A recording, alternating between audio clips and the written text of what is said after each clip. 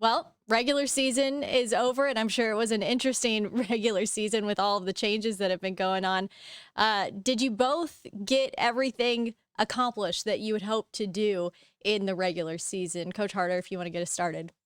Yes, I think that we were very fortunate that everything went according to schedule. We had, periodically maybe a setback or two because of the protocol that we have to follow by the SEC and by our health organizations. But all in all, I think we got all accomplished that we needed to get accomplished in preparation for the championship phase of the season. And Coach Bucknam, you as well. Yes, surprisingly, went very well. I think our meat operations did a great job with, not only bringing all the teams in, but having a great protocol. And our kids got used to it pretty quick. And we had a good flow going into 5 regular season meets. And quite frankly, I think Coach Harder would agree, some of the best meets we've ever had here. And so it's unfortunate that we didn't have any energy from the fans. We're the only venue that can't have fans, and they're missing 2 great teams. I'll tell you that right now because the kids have done a great job competing under the circumstances. Yeah. And also, you mentioned, there's no atmosphere there, but you guys played or ran every single meet basically at home. No traveling really this year. What was that like for your athletes?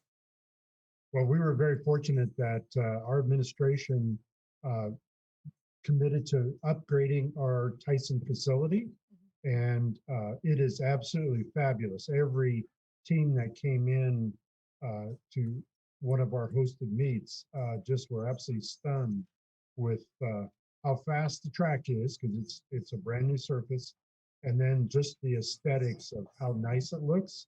And I think the culmination of all those things came together, and the kids just rose to a new level. If we had had fans, heaven only knows what could have happened. Well, now the attention and the focus turns to SEC and the NCAA, and like you mentioned, both of them are going to be at the Tyson facility. So, what kind of advantage, obviously, does that give both of your teams going into those?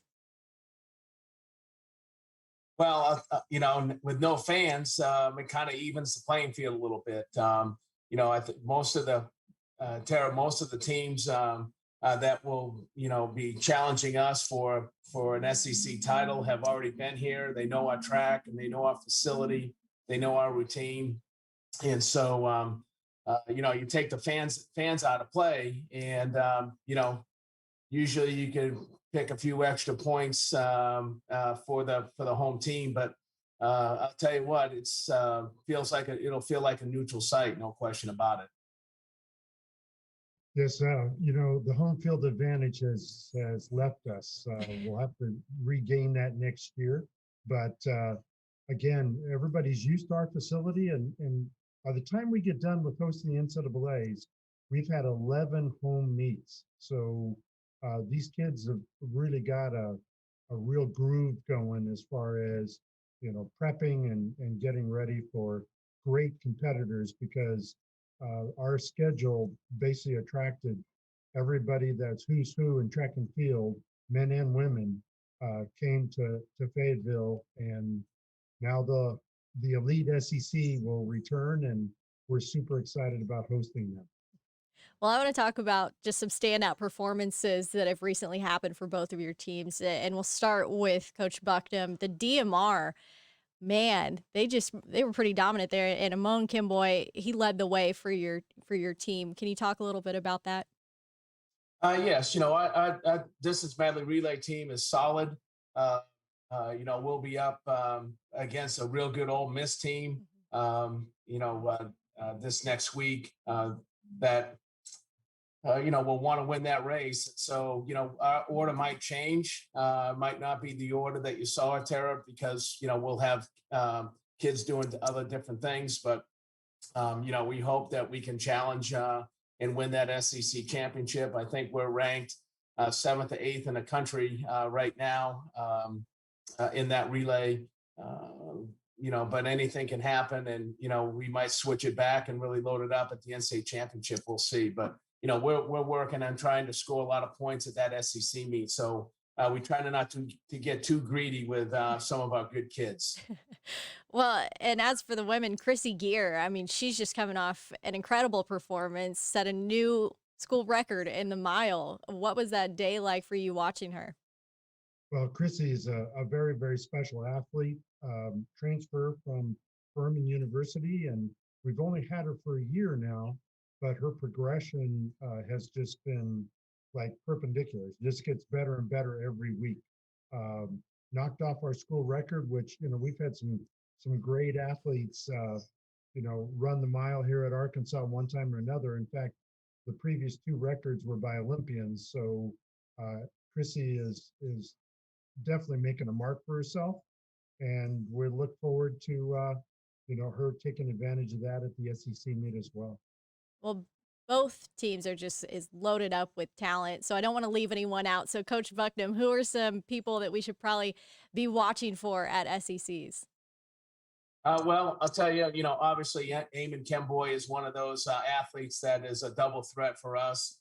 Gilbert Boyd, you've watched him a couple years ago win the SEC championship in the 5K. He's never looked better for us. He's doing a fabulous job. But we also have a newcomer in the hurdles, Philip Lamonius, and he's a transfer in from a JC.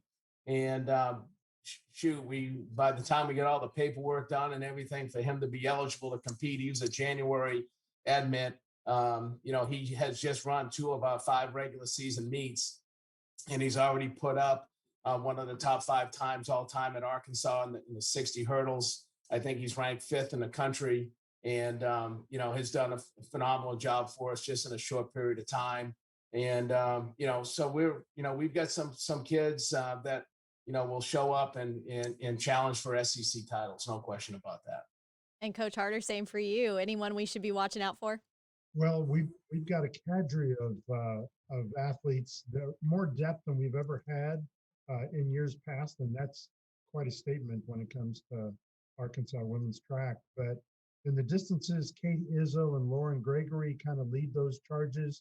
The Chrissy Gear will lead the middle distance group.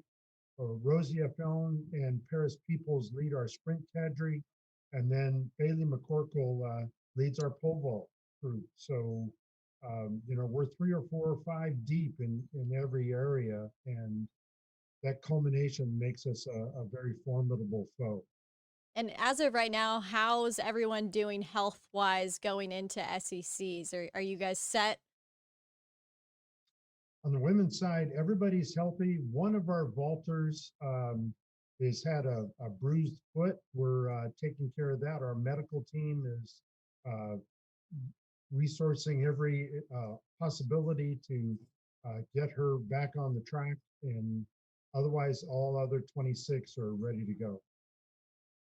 Yeah. Yep. Same with us.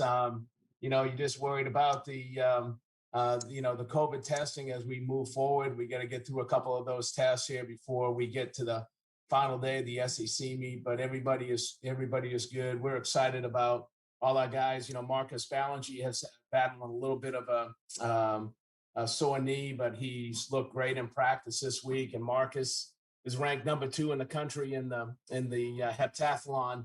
And obviously a favorite, one of the favorite athletes at the SEC meet coming up. So everybody just stays healthy this week. We don't have too many issues. This is where us coaches kind of back off, and glad we got to this point. And we try not to push any buttons this next week. We just want them to physically and mentally be ready to go.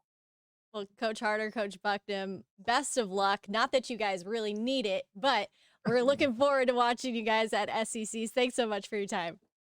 My pleasure. Thank you so much. My pleasure. Thank you.